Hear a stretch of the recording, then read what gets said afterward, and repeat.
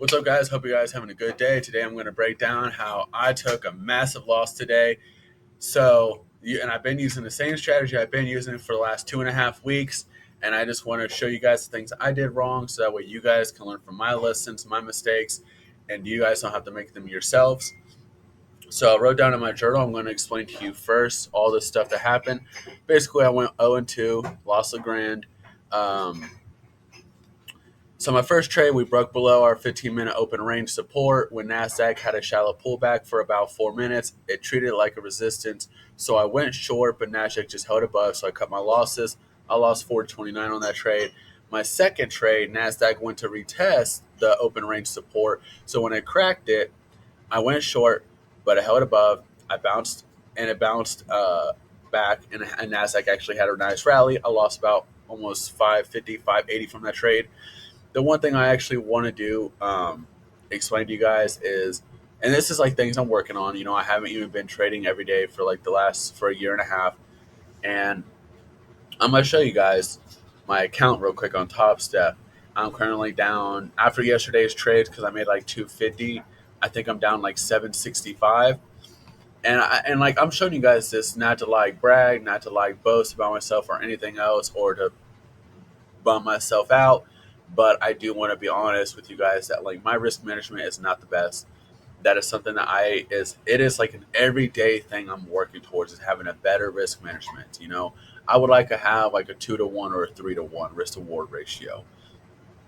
Um, but yeah, as you guys can see, I'm down 765 so far this week. I'm still up a little over $1,600. So I am the only good thing I can really find is that I'm still a little over halfway done with this 50K combine account. I'm working on getting a 50K funded account back through Top Step.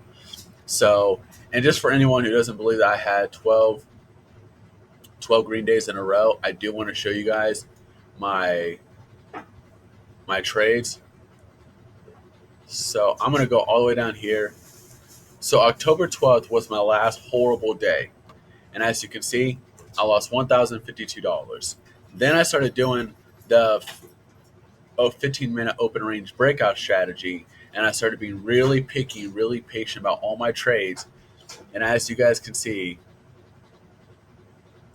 1, 2, 3, 4, 5, 6, 7, 8, 9, 10, 11, 12. So I had 12 green days in a row using this strategy. And this is one thing I actually do want to reiterate. And I haven't really mentioned it, but no strategy is perfect. If you guys have been trading for more than a few months, you'll jump back and forth between strategy to strategy, and you're you'll try to find like this holy grail, and there's no holy grail.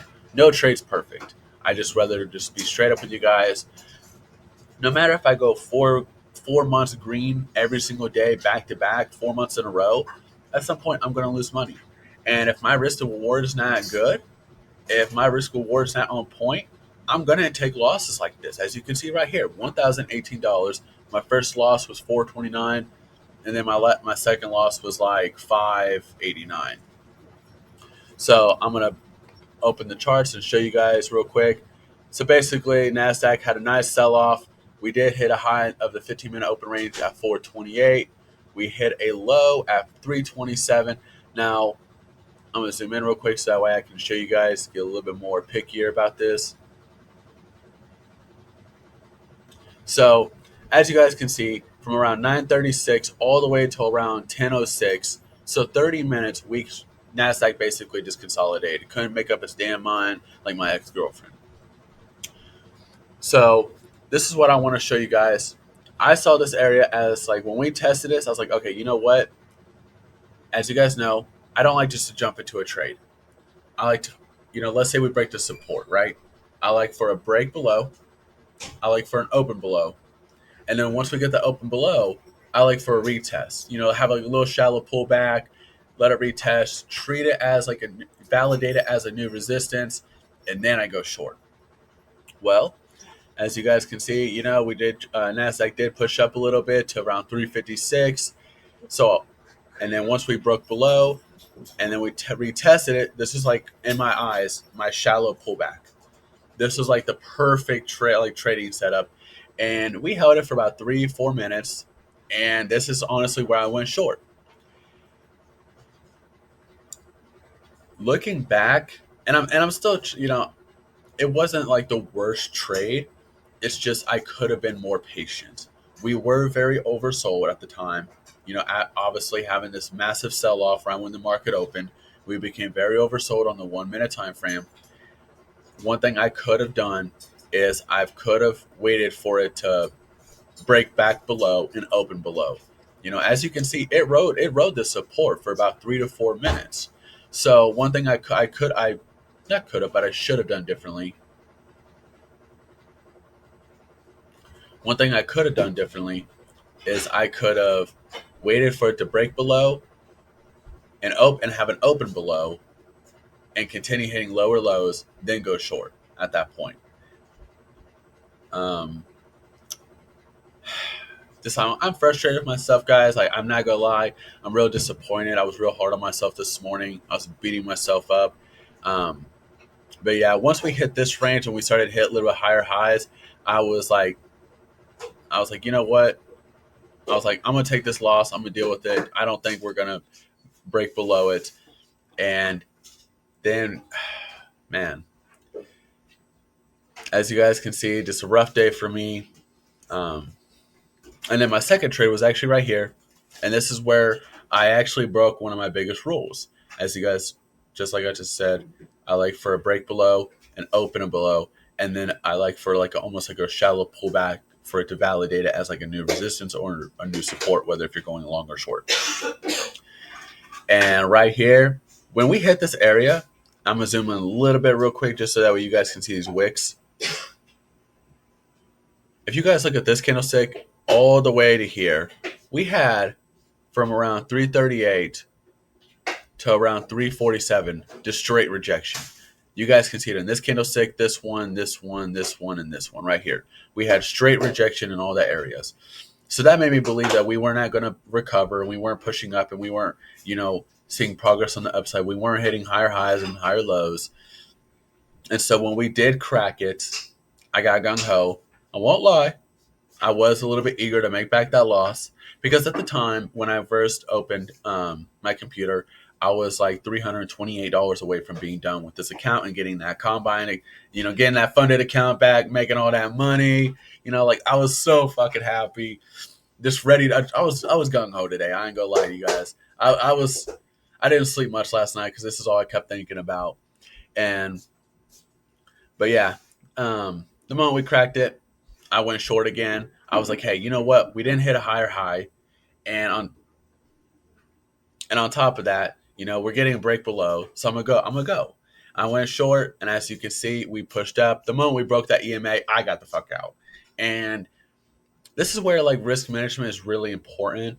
And I'm not like perfect on risk management. I'm not, I don't know it all. I'm still learning about it, but I will say from what it looks like on the charts, from my trades day to day, my wins and my losses compared to each other, like 12 green days is nice, right? That sounds really nice. And let's say my average day is like 225. That's not bad. But what happens when I have these days like today when I lose $1,000? Like I gotta really dial down and get more pickier about my trades. But most importantly, I really believe that I gotta just be more comfortable with letting my runners run. Once I'm up $200-300, I'm like, see ya, I'm out. I take profits, I dip. You know, and that's just one thing that I gotta get more comfortable with is just holding my trades, letting my runners run. I'm gonna go back up to my dashboard real quick because I want to show you guys real quick. Look at some of my days, 160, 146, but look at the average times that I hold my trades. Like on the 24th of October, I made 160. I held my trade for barely 2 minutes. That's sad. And the crazy part is all of these days this last week, it all went in my direction. Like I missed out on so much potential profits, and I just got out the moment I was up $200. I really need to stick to the whole. If direction's still going in my favor and we're still making progress on my side, So like if I'm going long and we're still hitting higher highs and higher lows, what's the point of getting out? I need to let my runners run, whether if I'm going short or long. Like look at this. I wanna find it. Like look at this trade right here. I made $146, and I was out in 57 seconds. Didn't even let a full candlestick close. Up $146, I bounced. Like that's not okay. That's not good risk management. And then I want to show you guys this right here. The other day when I took that loss and I lost 104, and then I ended the day up 206, my average trade that I held for my win was 2 minutes, but the loss was 4 minutes. That's not okay. Look at today. Lost $1,018, right? The average time I held my trades out of the 2 trades I did was almost 5 minutes. Like let's go down real quick. I want to show you guys something. When do you see I've really held a trade for 5 minutes or more? Besides this day, and this is when I took that nasty loss of 244 right when market opened. I barely broke even. I was up $11. But even then again, look right here. 5 minutes and 30 seconds for that winning trade. 5 minutes and 47 seconds for that losing trade. That's not okay. I got to get better about letting my runners run. And that's just one thing that this video is going to be really heavily about, is letting my runners run and being stricter on risk management. And I think another thing too, and this is something I don't want to admit, is that I don't really go into some of my trades with a plan. I use this strategy and I'm like, hey, if we break below, I'm gonna, I tell myself like, hey, you're gonna ride it to this range. But do I ever ride it to that range? Fuck no, I don't. I'm gonna be straight blunt as hell with you guys. I don't. I'm horrible about letting my runners run. Once I see them up $200, I get all happy, like a fat kid in a candy store. I start giggling. I'm like, oh, I'm gonna take my profits and go home and celebrate. Break out the red pennies night, like McGregor used to say. But yeah, this video is gonna be a little different. I just really want to reiterate that there's definitely things I need to work on. I'm not perfect in any way. I've only been trading for less than a year and a half. December will mark a year and a half, technically. I know anyone who's definitely starting off trading, you're definitely going to run into problems with risk management. You're definitely going to run into problems with, getting comfortable with letting your runners run. But yeah, I showed you my 2 trades that I took that lost me $1,000, basically flat. Still up $1,654, as you guys can see. But yeah, if you guys got any questions, comment below. If you guys got any advice that would help me with risk management and getting more comfortable with letting my runners run, comment below. I love constructive criticism. I accept it all, and I definitely hope you guys have a good day. And I'm not trying to let myself beat myself up this much. I think this was a loss that was not well deserved because I didn't overtrade. I did have my reasons, like I explained in both trades, but my risk management is not on point. And when your risk management is not on point, this is what's going to happen. Like this right here is what's exactly going to happen is I'm going to sit there and I can have, 10 days in a row where I make $200. That's nice. But then what happens when the next day I lose $1,000 or $1,500 because my risk management's shit? Because I don't know how to cut losses quick. And that's another thing, like a few weeks ago, I talked about what's the end goal for me. My goal is in a year, I don't want to be trading with Top Step. I'm going to be honest with you guys. I love Top Step. I think they're amazing. Their customer service is on point. They have been so good to me. But NASDAQ futures is 29x leverage. And that is fucking crazy. If I'm going to be honest with you guys, that is absurd. And my goal is, get to a point where I get that express funded account back. I get to pay myself every other week. Once I pay myself, put that money into my own personal brokerage account. As you guys know, I use Webull, and then go back to trading those triple leverage ETFs, TQQQ and SQQQ that basically literally go off the same exact thing NASDAQ. The only difference is SQQQ is an inverse ETF. So basically when NASDAQ's up 1%, QQQ is up 1%, TQQQ will be up 3%, and SQQQ will be down 3%, and vice versa. But yeah, just wanted to show you guys my red days. Not every day is a green day, I promise you that. I knew this loss was coming, especially because I have such a hard time with risk management. And when this weekend comes, that is definitely something I plan on watching videos about and studying and journaling. And I even put in my journal today, guys. I got to work on risk management. And don't forget, this is another thing that's helped me so much with trading too. I got so much information in here just in like the last 4 months of trading. And I got another notebook over there that's like 80 pages long, and it's like 4 months worth of just trades and just talking about my emotions, what I went through mentally and emotionally. How did I wake up feeling? Like today, I had a hard time waking up, and I just, I also want to get to the point where I'm not trading every day. It's nice to trade. It's nice to trade. It's nice. Hold on. Let me correct myself. It's nice to make money every day. It is. If we make money every day, we're the happiest people ever. But at the end of it, you're not going to make money every day, and I should be more picky, more selective about the trades that I make. And as that's the whole point of this YouTube. I'm not trying to do this to be no bullshit influencer. I don't care about that kind of crap. I really want you guys to look back in 5 years, or somebody, if some kid finds my videos in 5 years when I'm still making videos, and he can look back 5 years prior and see that, like, holy crap, this dude didn't know what the hell he was doing. This dude's risk management was dog shit, and then, in 5 years when I'm making 10K a day, and I'll get there, and I know I will. I believe it. And I know you guys can do that too.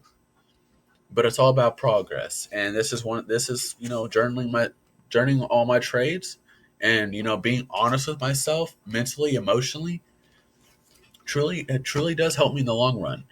But yeah, that's the end of this, guys. I hope you guys have a good day. If you guys got any questions, please comment below. Any recommendations for videos you'd like me to make, comment below. Like and subscribe. I greatly appreciate it. Most importantly, I appreciate you guys. Hope you guys have a good night. I'll see you tomorrow.